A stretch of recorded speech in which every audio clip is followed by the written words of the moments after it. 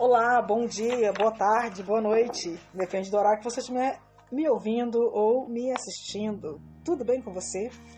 Eu espero sinceramente que esteja. Nós vamos continuar falando sobre oração e a vida dos homens e mulheres de Deus que oraram. Vamos falar das fervorosas orações de Elias. Elias, para mim, é um exemplo tremendo de homem de Deus. Nós podemos extrair várias mensagens da vida do profeta Elias. Em 1 Reis, no capítulo 18, nós vamos ver lá que Deus mostra que precisa de uma pessoa para realizar a vontade dele através da oração. Porque às vezes, voltando que nós começamos a falar sobre a importância da oração, porque Deus precisa que nós busquemos a Ele em oração para realizar a vontade dele aqui, se Ele é Deus. Em 1 Reis, no capítulo 18, Deus mostra que precisa da nossa intervenção, não porque Ele não tenha poder para isso, mas porque daqui a pouco nós vamos entender sobre isso. Ele precisa da gente para intervir no mundo e para isso nós precisamos orar. E Deus precisa da nossa intervenção porque Deus não tem poder? Óbvio que não. Já já a gente entende. Trata-se do caso de Elias, ou seja, ele chamou Elias, não é? Orando para pedir chuva após 3 anos de seca. A história de Elias vai nos contar aí, nesse 1 Reis, nós vamos poder verificar que Elias, homem de Deus, lutando contra Jezabel e Acabe, orou e falou, não vai chover por 3 anos, vai ficar seco para provar que Deus é Deus. Por quê?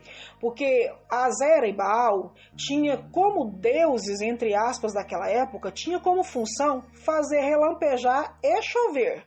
Ora, Elias chega e fala, não vai chover enquanto eu não orar por Deus, fazer essa chuva voltar. Não vai chover enquanto Deus não quiser. E aí o que acontece, irmão? Olha a soberania do homem de Deus disposto a orar e enfrentar o mal em oração em prol das coisas de Deus. O homem pecaminoso, Acabe, e sua mulher pecaminosa estavam servindo a um Deus denominado Deus da chuva e do trovão. Deus da natureza, dos fenômenos naturais. Aí vem um homem que não é Deus e fala, segundo a minha palavra, não vai chover. Porque quando Elias falou, ele falou, não vai chover. Ou seja, um ser insignificante enfrentou o Deus de Acabe e Jezabel e o Deus deles perderam, porque ficou sem chover 3 anos. Cadê o Deus de Acabe? Cadê o Deus de Jezabel? Que o Elias falou, não vai chover e não choveu. Não choveu, irmãos, não choveu. O Deus deles era denominado Deus da chuva e Elias provou quem realmente era o Deus da chuva. Não era Baal, era o Eterno. Aí nós vemos aqui, Elias, trata-se de Elias que orou por 3 anos, que orou e veio seca por 3 anos. Em Tiago, no capítulo 5, do versículo 17 e 18, também menciona essa ocasião, ou seja, vai relatar sobre esse fato de Elias. E nós sabemos por meio desses relatos que as orações de Elias não apenas tiraram a chuva, mas trouxeram a chuva.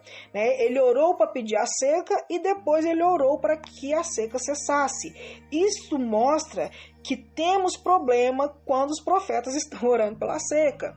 Hoje nós estamos vivendo tempos em que o homem de Deus ele é desrespeitado pelo homem. Isso não é novidade para nós. Todos eles foram Isaías, Elias, João Batista e afins. Débora, foram desrespeitadas, mas quando o homem ou a mulher de Deus dobra os seus joelhos, se ele pedir seca, a seca virá. Mas se prepare, profeta, se você pedir seca, você vai passar sede junto. Mas pastor Elias foi lá não sei aonde, alguém alimentou. Beleza, mas você já viu a distância que ele teve que andar para fazer isso? Então vamos analisar. Lembra-se, tudo que a gente planta aqui na terra, a gente colhe. Pensa que se você e eu dobrarmos os nossos joelhos para pedir juízo de Deus para quem quer que seja, Deus pode atender as nossas orações porque nós somos homens e mulheres de Deus. Pode, mas nós vamos pagar a consequência. Quando eu costumo falar que quando eu peço que Deus faça juízo de Deus, aparece à frente do juiz as partes. A parte que acusa e a parte que tem que defender. Ou seja, se eu estou pedindo juízo por uma pessoa que fez mal para mim, essa pessoa vai aparecer diante do juiz e eu também. Tudo em mim será exposto, assim como tudo do outro será exposto. E Deus é justo, não é como um juiz humano que vai olhar só um lado, não, vai olhar os dois lados. Então tome cuidado, às vezes a gente está colhendo uma semente porque pediu juízo e nós fomos comparecendo diante do juízo e nós também estávamos como Daniel falou para Beltesazar, né? Fomos achados em falta.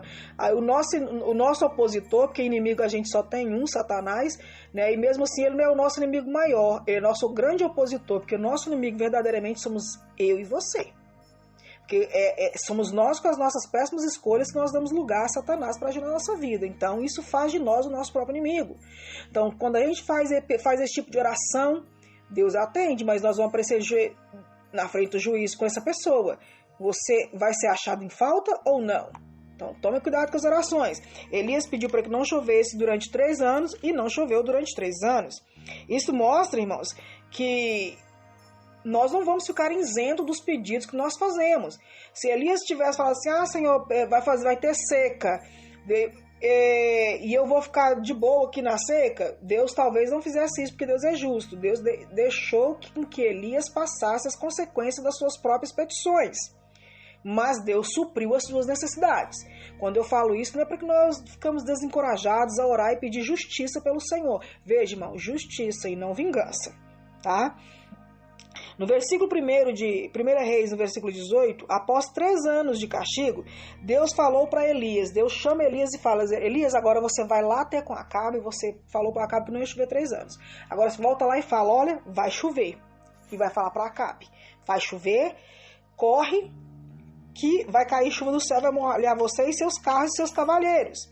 Ora, de acordo com todo esse versículo, a gente tem ciência que foi Deus e não Elias que falou que ia chover. Ora, se Deus sabia que ia chover, para que Elias precisava orar? E aqui a gente está falando novamente da importância da oração. Se Deus mandou chover, ele podia ter ignorado. Não, Elias, só avisa que vai chover, eu vou chover agora. Não, Elias foi orar, irmãos. Elias ficou de cócoras, de joelho, e a tal famosa pequena nuvem, né? Eu vejo uma pequena nuvem do tamanho da mão de um homem. Elias ficou de cócoras, irmão. Sabe aquela oração que hoje pouca gente faz, né? É a posição fetal, na época que, segundo os estudos, né? Até um livro que eu estou tirando essas mensagens para vocês, que é a oração intercessórias.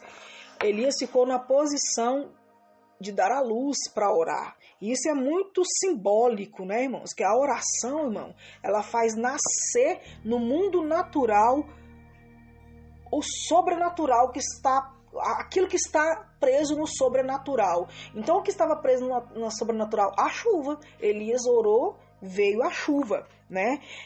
Finalmente, através da oração de Elias, a chuva ela foi produzida, né? Tiago vai falar o seguinte, olha, a oração fervorosa, ela é eficaz. Elias era humano como nós. Isso está em Tiago, no capítulo 5, no versículo 17. Elias era humano como nós. Ele orou fervorosamente para que não chovesse, e não choveu sobre a terra durante 3 anos. Orou outra vez, e os céus enviaram chuva, e a terra produziu os seus frutos. A única lógica para Deus falar para Elias orar para chover, irmãos, é porque Deus escolheu trabalhar nessa terra através da minha vida e através da sua vida. Não porque ele é limitado, não, mas não porque ele não precisa de nós, não naquele sentido de falar que ele depende de nós porque ele precisa, não. Deus escolheu trabalhar através de nós, pessoas. Para quê? Para outras pessoas, não é verdade? Mesmo quando é o próprio Senhor que toma a iniciativa, como ele tomou a iniciativa com Elias, nós precisamos da oração. Vamos ver lá, na próxima mensagem nós vamos falar sobre Daniel. Tá? O dar de Deus é inseparavelmente ligado ao nosso pedido, ou seja, o que Deus tem para fazer na nossa vida, ele é inseparável do pedido de oração. Ok? Nós precisamos buscar a vontade do Eterno através da oração. Para quê? Para mostrar que realmente nós queremos aquilo. Tá? O reino de Deus ele é conquistado à força E quando a gente fala conquistar da força, mano, na briga, né, na luta, matando, não é nada disso. É nesse sentido. A bênção está lá disponível para mim e para você no mundo espiritual. E a gente tem que fazer como Elias, orar na posição de parto para fazer nascer nesse mundo, trazer à existência do mundo sobrenatural aquilo que não existe, a existência, para que nós possamos ser abençoados. Amém? Eu espero que essa palavra tenha falado no seu coração e que Deus em Cristo vos abençoe, que as bênçãos do Senhor, que enriquece e não acrescenta dores, te alcance.